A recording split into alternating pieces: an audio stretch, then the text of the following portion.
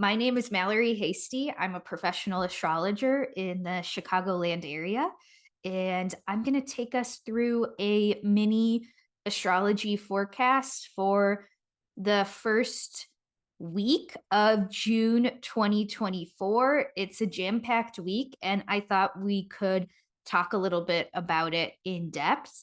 And specifically, I'm kind of excited because Venus is having a rebirth moment in this first week of June.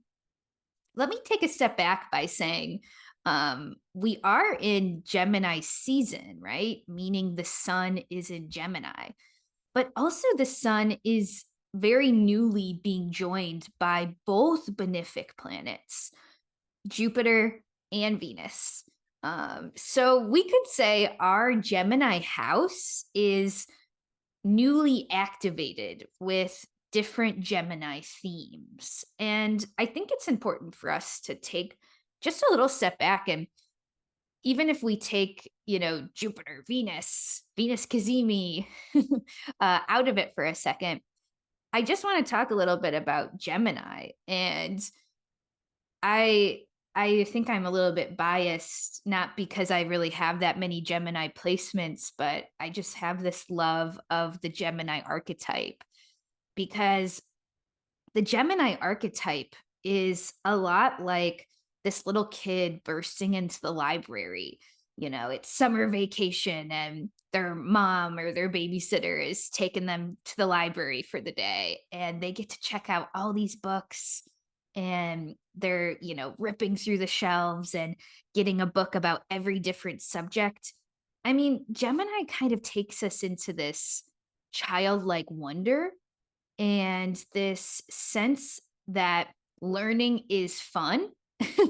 uh, it's almost this place in the zodiac where we haven't yet really gotten a grasp on how to discern the information that we're being given, but we're just excited to get the information and collect the details and the data. So this is sort of the excitement and the joy that Gemini brings. And when a lot of things are in Gemini, I think it's really probable that we start to get excited about learning something new, about collecting new data for ourselves. We might even be more open to experimentation, risk taking. There's this sense of, I've been stuck for a while, and that might be likely if we're coming from a time in 2024 where so much was in Taurus.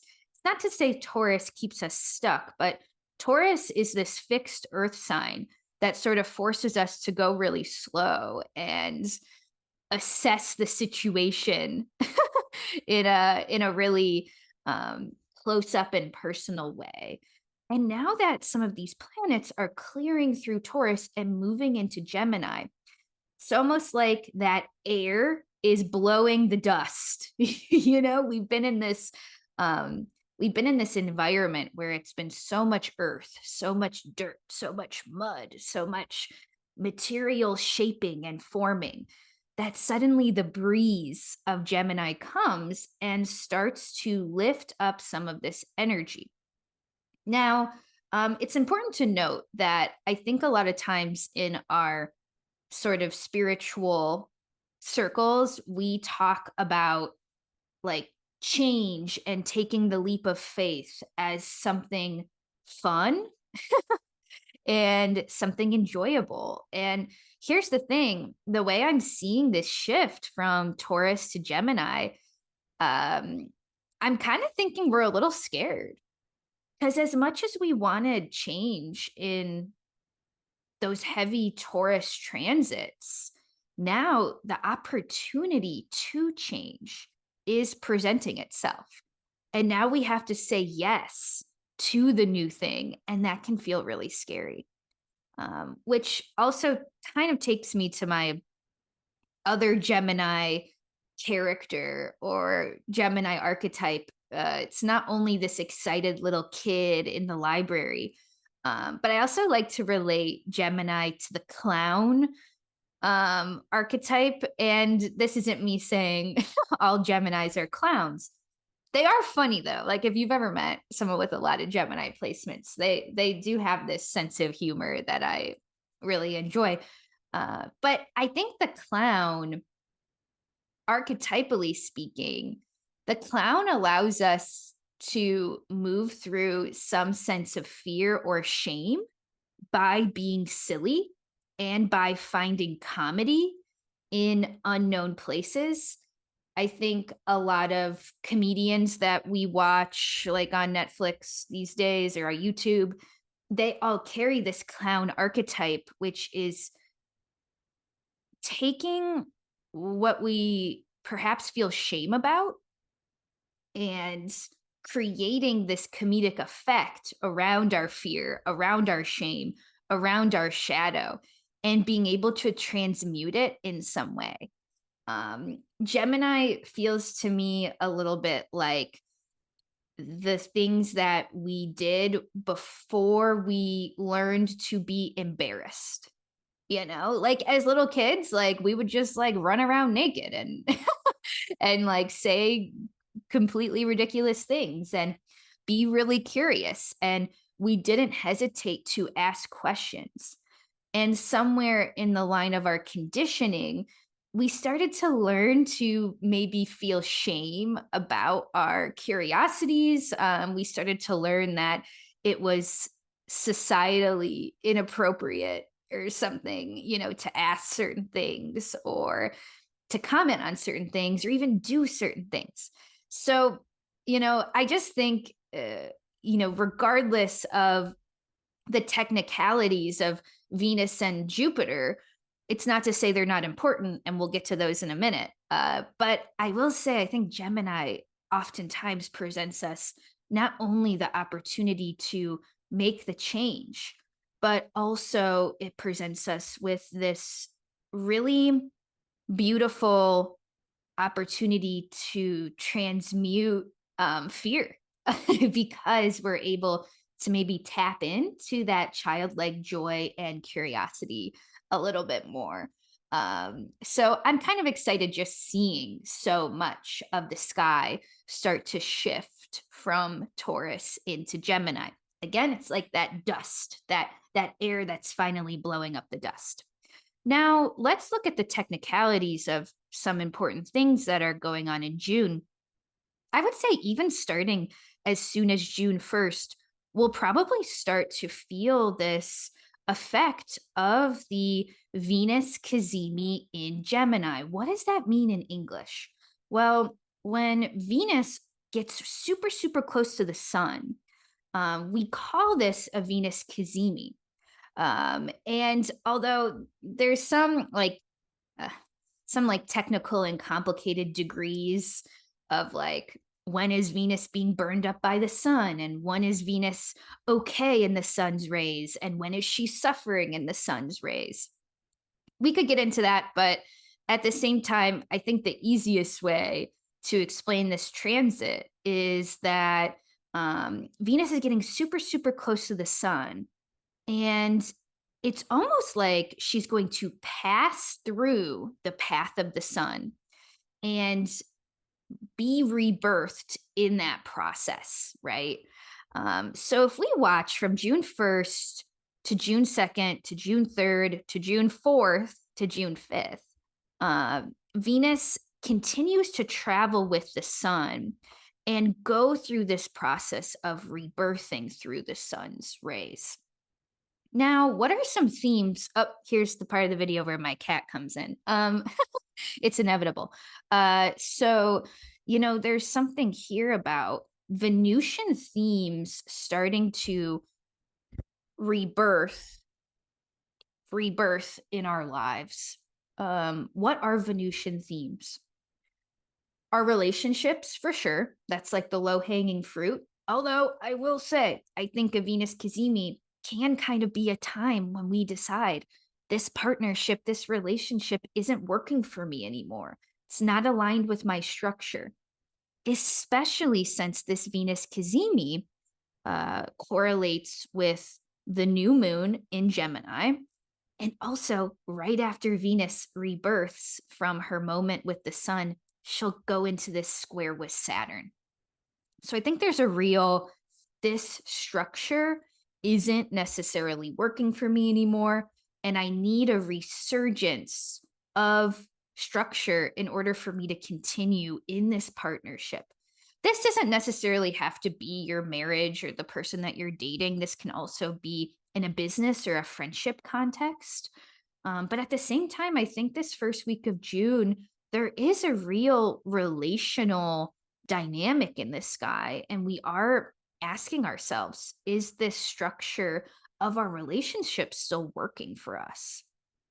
Um, I also think Venus, besides relationships and the way we create harmony with one another, I do think Venus has a lot to do with, how we value ourselves and how we see our gifts and talents. Especially in Gemini, I think there's something about rebirthing the way we speak about our talents and our gifts. Maybe we're getting more serious um about certain paths that we're going to take. And there's a little bit of this throat chakra opening. I think about Gemini as like the throat, the way we talk, the way we share our story, the way we create our narrative. Um, I would really encourage people with this specific, soup, this Gemini soup, really examine, how do you talk about yourself? How do you talk about your talents? How do you speak to your value?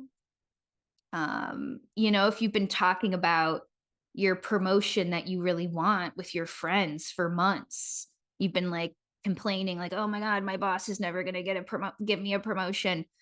It's like this week in June is the time when you're like, oh, ding, ding, ding, I have to say something. Like, in order to change things, I have to use my voice and be able to speak to the narrative of my gifts and my talents. I think that's really probable this week as we see Venus rebirthing, and especially with Venus carrying the themes of, again, not only relationship stuff, but also how we value ourselves, even money and possessions. That can be a Venus thing. I could see, depending on how your chart's set up, I could see people being like, I got to reorganize my finances, or I got to move out of here, or I really have to reassess the narrative I have about the material world. But overall, I think this Venus Cazimi happening on June 5th, and then the day after, we'll have the new moon on June 6th. I think it's a great time to really get serious with ourselves about the narratives we continue to perpetuate about our lives and start to shift those things. Now, I don't say this without a caveat, because I think um in the pop astrology TikTok world, there's kind of this overgeneralization of new moons being a period of time that are always good to plant new seeds. Now, I do think this new moon is a good new moon to plant seeds, but I don't think every new moon is. And the thing we kind of have to keep in mind with this new moon revolving around both Venus's rebirth and this square to Saturn in Pisces. Um, there's a little bit of a, all right, you do want the change? Well, you better get serious. Or, all right, we are like, there's this evolution of the way we are narrating our lives, the way we're talking about our issues and our problems. And we really have to like have this moment of truth, this come to Jesus moment with ourselves, and really ask, like, how can I take some personal responsibility for the places where I've felt stuck? And how can I expand my narrative? Um, in order to unstick, is that a word? Unstick myself from my situation.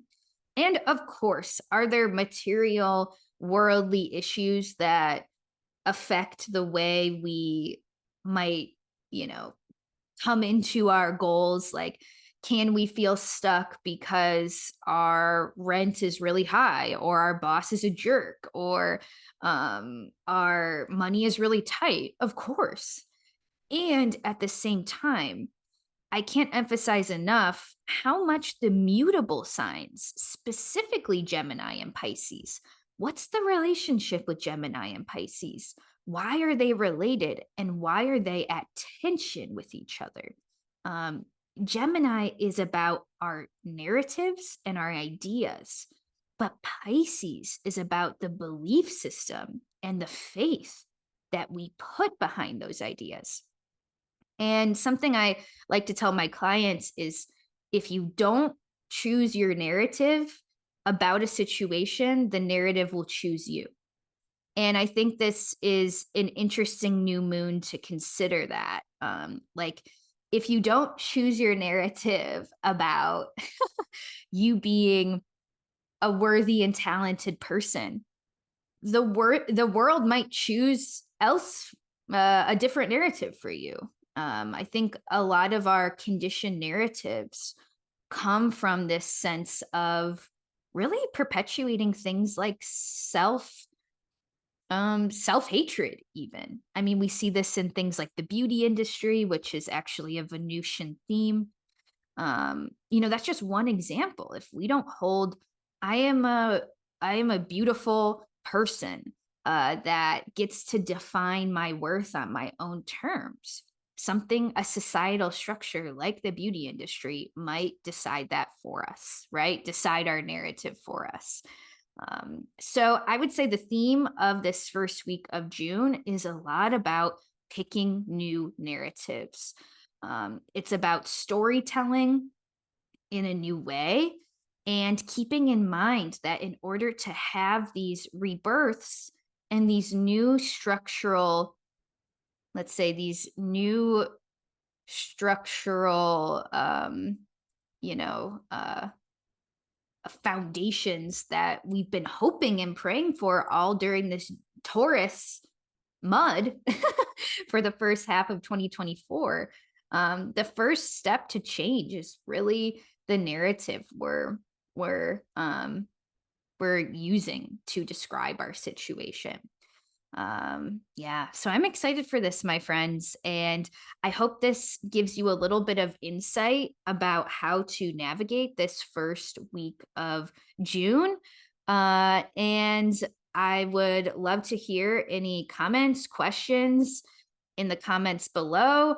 Let us know what house for you is Gemini, and how do you see this new narrative coming through specifically in your Gemini house. So let us know below, and we'll see you in the next video.